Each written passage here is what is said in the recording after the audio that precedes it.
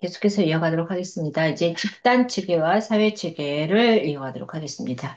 자, 이제 교과서 387쪽에 있죠. 일단, PPT를 보면 집단의 정의와 개념. 집단이란 뭐예요? 두 사람 이상의 개인들이, 그죠? 개인이 모여서, 이런 다른 구성원들을 알고, 또한 자신이 그 집단의 구성인임을 인식해서 소속돼야 되는 거죠. 어느 집단에 들어가야 되는 거죠. 그래서 서로 간에 공동의 목적, 관심사를 달성하기 위해서 상호 의존 관계에 있는 상태, 그죠? 어느 집단에 들어가 있는 것을 집단은 가족 다음으로 가장 친숙하고 직접적이고 또 활발한 상호작용으로 한 개인의 성장과 발달에 큰 영향을 미치는 환경 체계라고 볼 수 있습니다. 그래서 집단은 단순 집단이 아니고 집단 내에 있는 사람들과의 관계가 구조화되고 유형화된 하나의 조직된 체계라고 규정하고 있습니다. 그래서 이 집단에는 기둥형 집단, 순번형 집단, 자유부동형 집단, 뜨거운 자리형 집단이 있습니다. 그래서 교과서 387쪽에 보면 집단이란 뭐라고 그랬어요? 지금 두 사람 이상의 개인들이 다른 구성원들을 이루고 있다고 그랬죠. 그래서 의사소통, 그 다음에 인지와 반응을 통해서 상호작용하고요. 집단 의식을 가지는 사회적 집단이라고 할 수 있으며 이 집단을 뭐라고 그런다? 이차적 집단이라고 봅니다. 그래서 이 집단은 가족 다음으로 가장 친숙하다고 그랬죠. 여기 나와 있죠. 그리고 직접적이고 활발한 상호작용을 하는 이런 환경 체계다. 그래서 개인은 유아기에 유치원에 또래를 비롯해서 학교, 학급, 동아리, 그죠? 대학에 들어가면 또 얼마만큼 많은 동아리가 있습니까? 그다음에 이런 사회단체, 지역사회 등에서 다양한 목적과 조건에 따라서 많은 집단을 경험하게 되는 거죠. 그래서 개인이 경험하는 집단의 유형, 그리고 그 집단 속에서 수행하는 과업과 역할은 그 개인의 성격 형성, 인간관계 및 사회성 등으로 생활 과업의 수행에 직간접적으로 영향을 미친다는 거죠. 따라서 이런 집단 경험은 한 개인이 어떻게 집단 경험은 한 개인이 전 생애에 걸쳐서 성격 형성, 그죠? 그다음 발달에 중요한 영향을 미친 뿐만 아니라 인간의 뭐에도 영향이 없대. 행동 변화. 이 집단 안에서 어떻게 되겠어요? 내가 잘난 척하고 내가 최고야 하면 어떻게 되겠어요? 안 되죠. 그래서 그 집단 안에서 좀 더 만들어지고 어떻게 녹익어지고 그래서 어떤 내 행동 변화에 영향을 미쳐야 되는 거죠.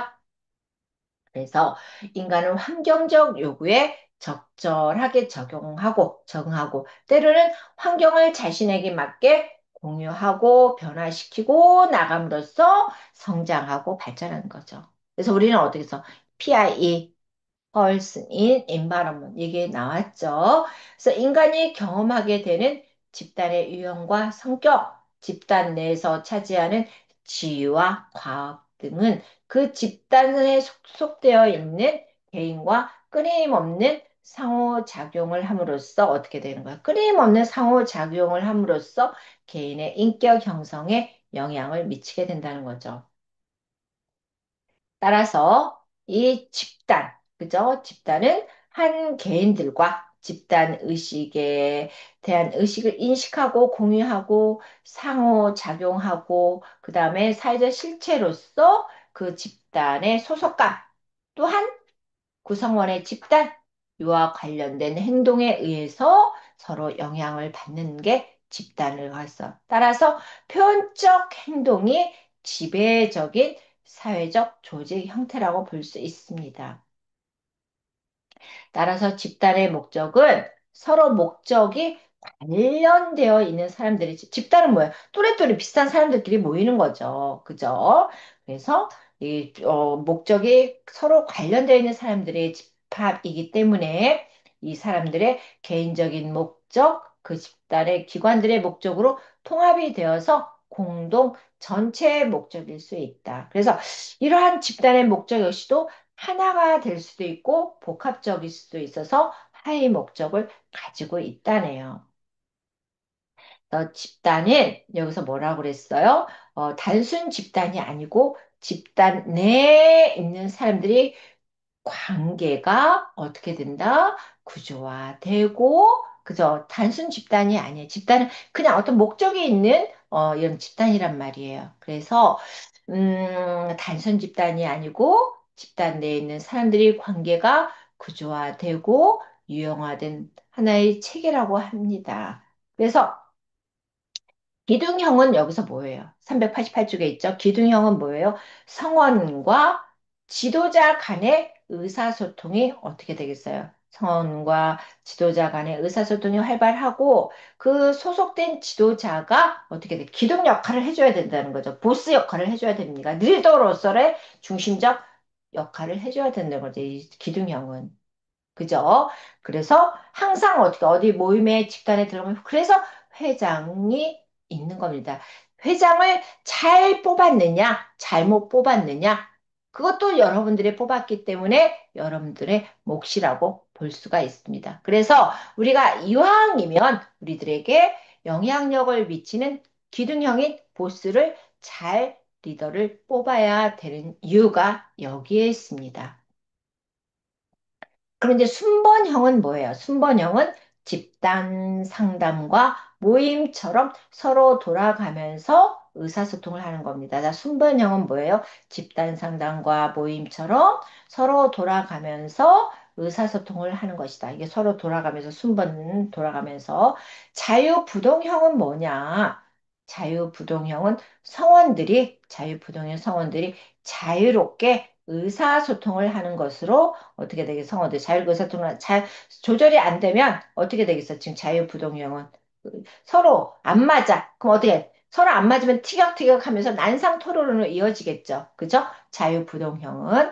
그럼 이제 뜨거운 자리형은 어떻게 되겠어? 모든 성원들이 지켜보는 가운데 한 성원과 지도자만이 의사소통을 하는 유형이 뜨거운 자유형은. 그러니까 모든 사람이 지켜보고 있어. 모든 사람들이 지켜보고 있습니다. 그래서 여기서는 한 성과 지도자 간의 난상 토론을 하는 거야. 여기서는 지금 토론을 아주 심도 깊은 토론을 하는 모든 성원들이 지켜보는 데서 여기서 한 성원과 지도자만이 의사소통을 하는 게 뜨거운 자리요. 그래서 이 집단은 단순한 집단이 아니라 구조화되고 유형화된 하나의 주된 책에서 기둥형 보스가 중요하다고 그랬죠. 그다음 돌아가면서 그다음에 자유부동형 그죠? 이거는 뭐라 그랬어요? 난상 그러니까는 자유롭게 의사소통을 해요. 자유부동형은. 근데 자유롭게 하다가 안 되면 어떻게 해서 난상토론이 이어진다는 거죠. 일단 뜨거운 자유형은 다 모든 성원들이 지켜보는 데서 한 성원과 지도자만 토론하는 게 뜨거운 자유형이라고 볼 수 있습니다. 그러면 이제 집단의 특성을 보면 어떻게 돼? 최소 둘 이상의 사람으로 이루어져야 되지만 최대한 어느 정도인가 대해서는 한정되지 않았다는 거죠. 그래서 집단은 공통된 목표가 존재하기 때문에 그죠? 공통된 어느 서로 그죠? 이 집단이라는 거죠. 그래서 집단에서 이탈하거나 새로운 성원이 들어오는 경우에는 또 집단의 목표와 규칙은 그대로 지속된다.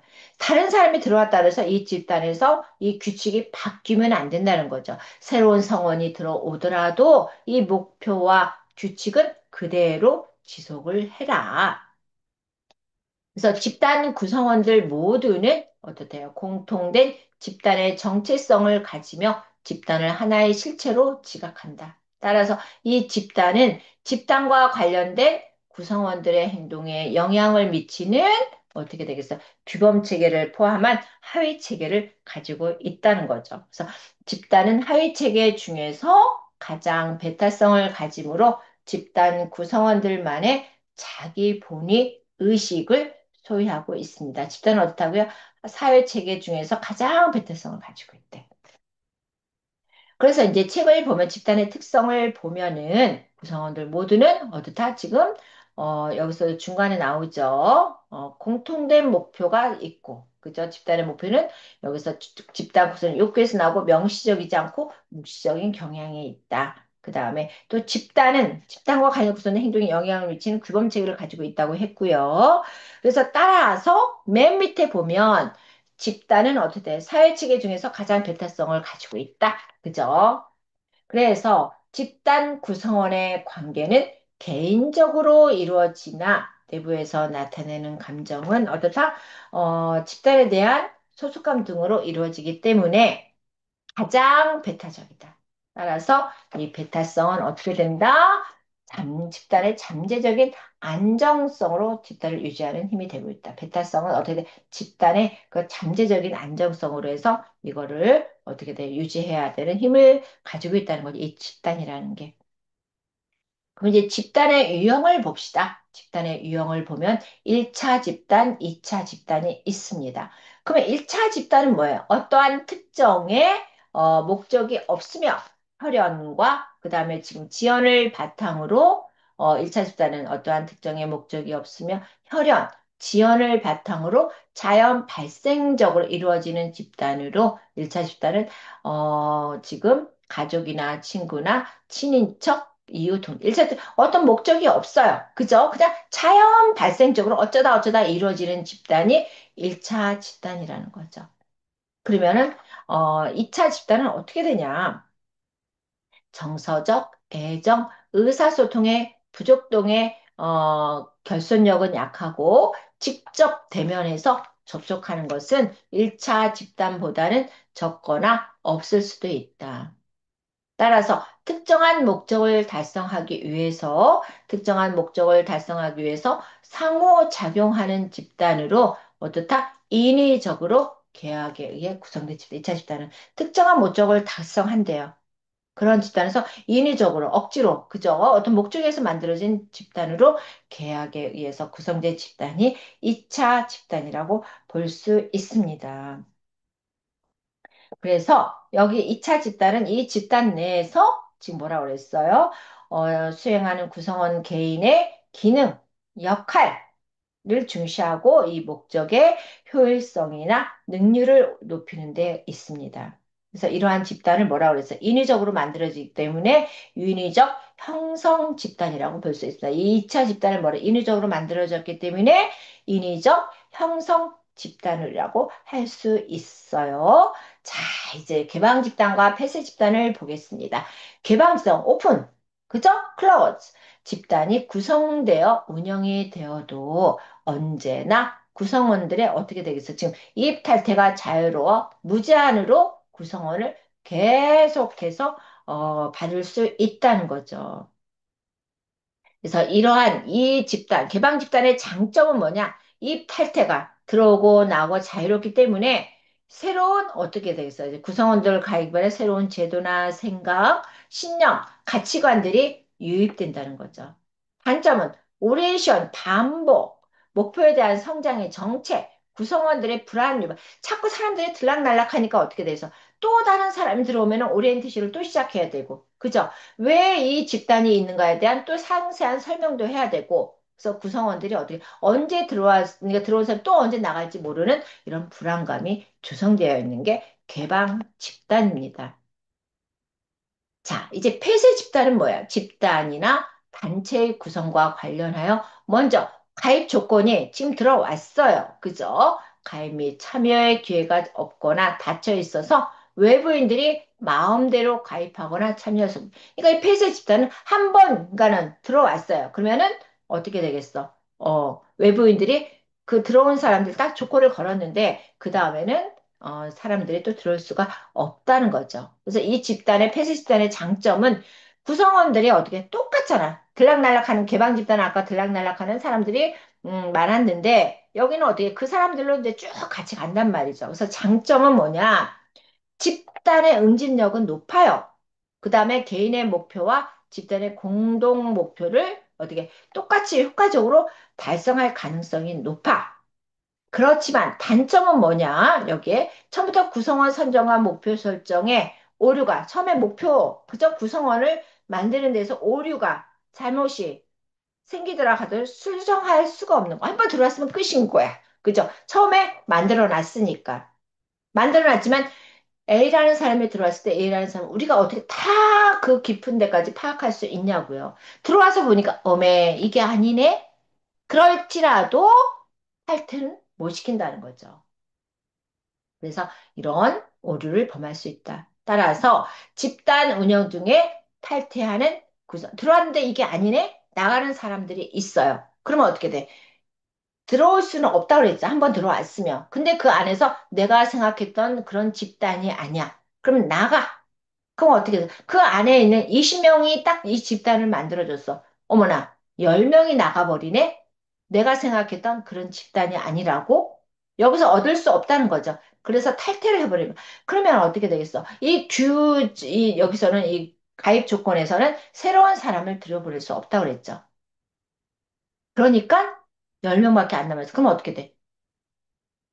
집단이 어떻게 되겠어요? 역동성도 없어지고, 그 다음에 이 경제 경비가 문제가 되니까 유지하기도 어려워지는 그런 단점이 있는 거죠. 그러니까 서로 장단점이 있다는 걸 볼 수 있습니다. 자, 이제 치료 집단. 집단 목표는 성원의 사회 정서적 욕구에 대한 만족의 증가에 심려를 기울이고 있다는 거죠. 그래서 치료 집단을 주된 목적에 따라서 세분화하는데 이걸 뭐 어떻게 나누냐? 치료 집단은 교육 집단, 성장 집단, 치유 집단, 사회화로 나눌 수 있습니다. 치료 집단을 어떻게 나눈다고요?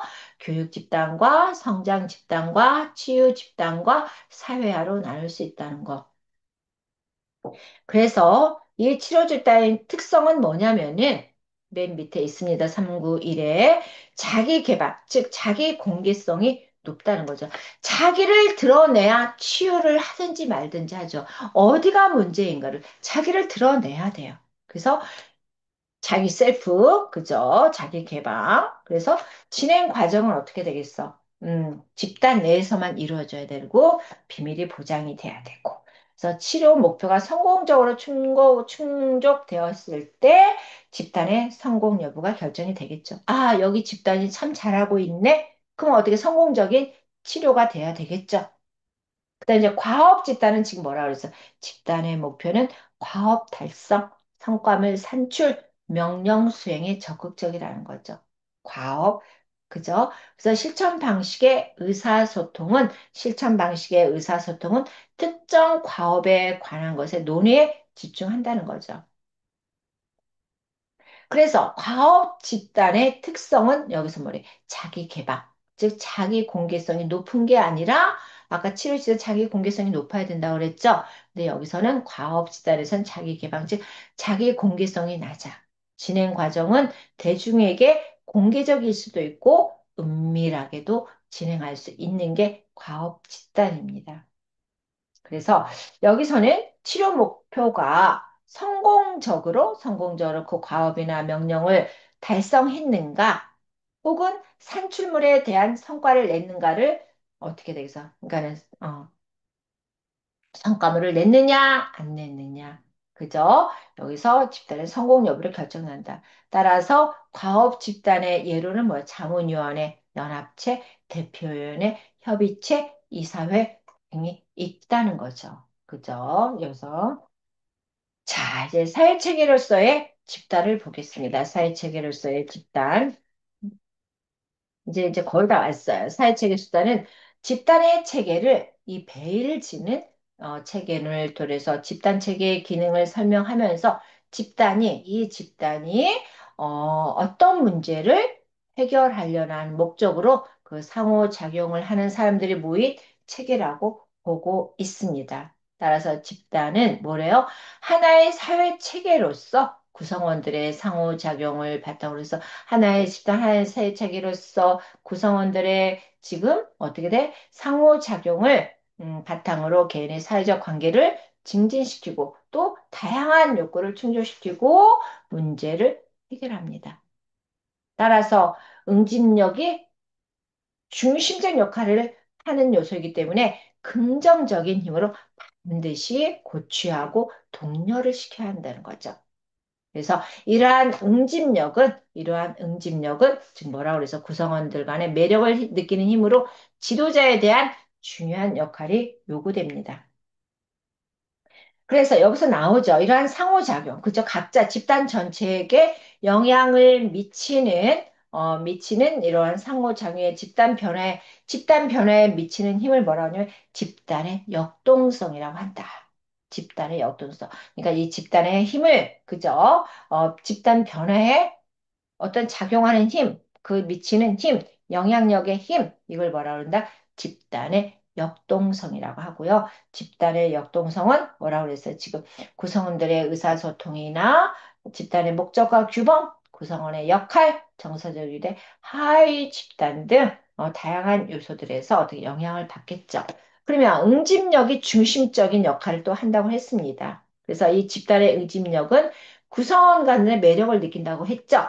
그죠? 지도야. 그래서 우리들, 그러니까 집단에서 어떻게 돼서 우리가 이제는 따로 또 가치가 아니라 우리들이라는 이런 표현을 언급하는 거죠. 그래서 참석자들을 우리가 하나로, 우리는 together, 그죠?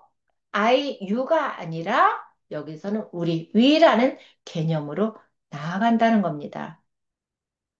그래서 집단 응집력은 뭐냐? 집단 응집력은 구성원의 특징, 집단의 목적, 집단의 분위기, 집단의 활동성, 집단 참여의 필요성 등이 결집되는 복합적인 이제 집단의 응집력이 참 중요해요. 그래서 이 이제 집단이 잘 굴러가려면 누가 중요합니까? 회장. 그 팀을 이끌고 있는 지도자인 리더인 회장이 중요하다는 겁니다. 자, 집단 체계와 사회복지 실천과의 관계는 집단을 활용한 사회복지 실천의 역사는 인보가는도, 그죠? 성인교육, YMCA 등과 같은 기관 내에서 1890년대부터 시작이 되었습니다. 그래서 집단 사회복지 실천은 집단을 매개의 수단으로 목표 지향적인 활동, 즉 의도적인 집단 경험을 통해서 개인의 문제 해결, 개인의 강점 강화, 집단 또는 지역사회가 당면한 문제에 효과적으로 돕는 겁니다. 그래서 집단 체계와 사회복지 생활에는 여기서 집단 사회복지 실천은 집단이 개인에게 미치는 영향을 중요시하기 때문에 개인 및 집단의 목표 달성을 위해서 집단 과정의 활용으로 사회적 기능의 향상, 그다음에 사회적으로 바람직한 목표 달성을 위해서 집단 속에 있는 사람을 대상으로 하는 사회복지 실천의 한 방법이라고 볼 수 있습니다. 자, 지역사회. 우리가 지역사회는 참 중요하죠. 우리가 지금 제 수업을 듣고 있는 선생님들이 지역사회에서 다양하게 활동을 하고 있으리라고 봅니다. 저도 지역사회에서 법사랑에서도 활동하고 있고요. 그 다음에 또, 그러니까 법사랑에서 활동했고요. 이게 과거예요. 그 다음에, 이런 지구대 생활안전보호, 뭐 생활안전협의회 위원으로 활동을 했고, 등등등등, 활동을 했지만, 다 해보니까, 이제는 저한테 집중해서 저를 좀 키워야겠다는 생각을 해서 열심히 공부만 하고 있습니다. 따라서 지역사회는 어떻다? 사람들이 모여 살아가는, 즉, 일상생활하는 지역이라는 거죠. 이 지역은 뭐야? 내가 거주하는 공간적으로, 지리적으로 가까운 데 있는 거를 우리가 지역이라고 합니다. 그래서 지역이란 말이 시사하는 바와 같이 지역 공동체에 대한 관심은 지리적으로 또 공간적 자연 환경의 시각을 두고요. 그러한 환경 가운데서 영위되는 삶의 특질을 밝히고자 하는 게 여기서는 지역이라고 하고 있습니다. 따라서 지역사회는 공동체, 공동 운명체의 뜻을 가지고 있습니다. 그죠? 지역사회는 어떻다? 일반적인 개념은 여기서 나왔죠, 지금. 어, 일반적 일정한 지리적 범위 내 사람들 집단, 그다음에 공동의 이해관계, 소속감, 문화에 기초하여 활동하는 사람들이 집단으로 구성하는 사회적 단위. 그러니까 동사무소에 가면 어떻게 지역사회에 있어서 다른 파트들이 많겠죠. 뭐 체육회도 있고 자살기, 바르게 살기, 그다음에 통장, 주민자치위원 여러 파트별로 이렇게 있습니다. 분야회도 있고요. 그죠? 그다음에 지역사는 일정한 지리적인 경계를 가진 지역에 거주하는 사람들이 상호작용을 하고 공동이익을 추구하고 전통이나 문화 등을 함께 공유하는 공동체라고 볼 수 있습니다. 그래서 지금 이 지역사회 개념을 지역적 의미만 강조하여 지역의 범위를 크게 잡은 언어의 의사소통이 불가능해도 우리는 어떻게 됐어? 서로 의사소통이 불가능해도 지역사회를 할 수 있다. 그래서 우리나라는 지금 그 지역의 행정구역을 말하지만 내가 있는 동을 말하지만 지역의 특수성은 상호 작용의 빈번함을 말하기 때문에 행정구역과는 관계가 없다. 즉 지역사회는 지리적 요건 구성과 구성원의 상호작용이 맞물려야 하는 것이다. 지역사회는 딱 지리적 요건 구성, 그 다음에 구성원의 상호작용 이 두 가지가 맞아야 된다는 거죠. 그래서 결론적으로 어떻다는 거다? 지역사는 일정한 지리적, 그죠? 여기 나와 있죠? 지금 금방 얘기했던 내용입니다. 그래서 사회복지 실천 현장에서는 어떻다? 이 지역사회를 우리가 지역사회를 구성하는 주민을 비롯하여 지역사회 지리적 위치, 지역 내 기관 등에 따라 지역사회를 구분할 수 있다. 그러면 지역사회 체계는, 지역사회는 가족, 집단, 조직과 같은 이런 하위 체계와 사회나 문화와 같은 상위 체계 사이에서 이 중간적인 역할을 하는 중요한 사회 체계가 지역사회입니다. 아마 지금 수업을 듣고 계시는 분들도 이 지역사회에서 많이 역할을 하고 있을 거라고 봐요. 그죠? 왜 남자들은 특히나 감투를 좋아해요. 무슨 감투, 무슨 감투, 무슨 감투. 그래서 사회 체계적 접근에서 지역사회는 지역사회 내 다양한 하부 체계들이 어떻게 상호작용하는지도 우리가 분석하는 데 초점을 가지고 있어야 되고요. 그래서 지역사회 주요 단위는 주로 공식적 조직으로 정부기관, 이런 종교단체, 학교, 보건조직, 사회복지기관을 포함하고 있습니다. 이 사회복지기관은 장애인 사회복지기관, 뭐 노인 종합복지관, 뭐 그다음 종교단체는 뭐예요? 지금 뭐 조계종, 뭐 그다음에 이제 교회, 성당 이런 기관이 있죠. 그다음에 학교가 있고요. 음. 그다음에 이제 지역사회 책에서 체계적 관점을 한번 봅시다. 체계적 관점. 체계적 관점은 커다란 사회 환경의 다양한 하부 체계들이 지역사회에 미치는 영향을 인식하도록 도와줍니다. 그 다음에는 뭐예요? 지역사회가 더 큰 상위지대의 사회 환경에 영향을 주고 받아야겠죠? 상호작용, 상호교류, 그죠? 이런 변화하고 내부적으로도 지역사회 내에 구성 요소들이 서로 상호교류한다는 거죠. 그리고 서로 변화한다는 점을 인식하게 도와주는 게 우리가 상호교류를 하면 어떻게 되겠어요? 보다 발전이 있어야 되는 거죠. 그죠? 그 안에서 이 지역사에서 서로 험담하고 시기 질투하고 하는 그런 교류가 아닙니다. 여기서는 좋은 긍정적인 시너지, 에너지를 서로 상호 교류하면서 서로가 변화하고 있다는 걸 우리가 인식하게 돼야 되는 거죠. 그죠? 그 다음에 이제 지역 사회복지 실천과의 연계.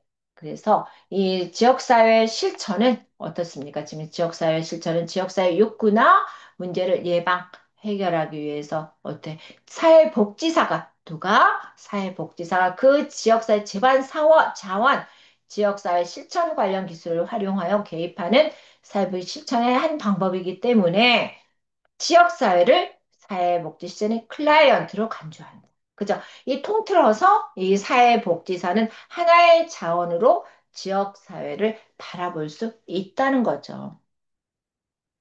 너 지역사회 실천은 철저히 사회복지 실천 전문 지식, 그냥 지식이 아니라 프로페셔널, 전문적인 지식을 갖추고 있어야 된다는 거죠. 또 플러스 뭐를 토대로 이런 스킬, 기술을 토대로 이루어지나 필요한 타 분야의 우리가 지식과, 그죠? 이 사회복지에서의 뭐 과제 중심 모델, 행동주의 모델, 이런 인지 모델 이걸 갖다가 사회복지 실천에서 이런 기술을 필요하지만 타 분야의 지식과 기술을 어느 정도 응용하고 활용할 수 있는 이런 지식을 갖추라는 거죠. 따라서 사회복지사의 중요한 과제는 뭐예요? 사회복지사의 중요한 과제는 네트워크, 소셜 네트워크예요. 사회 연계망을 잘 구축해서 우리가 사회복지의 그 사회복지라서 이 A, B, C, D, 이 클라이언트의 욕구에 맞게 사정함으로써 문제 해결을 도와주는 서비스를 해주는 그런 사회복지사 역할을 해야 된다는 거죠. 그죠? 자, 우리가 여기서 이제 끝마쳤습니다. 선생님들, 그동안 이제 다음 주는 우리가 이제 기말고사고요. 그래서 지금 1차 시, 2차 시, 3차 시를 30분으로 해서 제가 수업을 가뿐하게 마쳤습니다. 가장 중요한 건 여기 면 가족, 집단, 사회. 그래서 가장 미친 뭐야? 이 가족이라는 울타리. 그죠? 내가 지금 있는 가정이라는 이 환경을 한 번 더 리마인드 하시면서 내가 어떤 역할을 해야 될까? 내가 진짜 아빠로서, 가장으로서, 그 다음에 아내로서, 주부로서, 엄마로서 어떤 역할을 해야 되는지, 우리의 각각의 본분을, 그죠? 한 번 더 생각해 보면서 우리가 가족을 한 번 더 진짜, 음, 염두에 두고 하나하나 풀어갔으면 좋겠습니다. 다 가정마다 일이 있더라고요. 일이 있습니다. 근데 그걸 표현을 안 할 뿐이에요. 그래서 우리 선생님들이 지금 환경이 어떤지는 잘 모르겠지만 만약에 그 매듭이 꼬여 있다면 이 매듭이 순환적으로 잘 풀어지기를 바라면서 저는 이 시간 마무리하도록 하겠습니다. 감사합니다.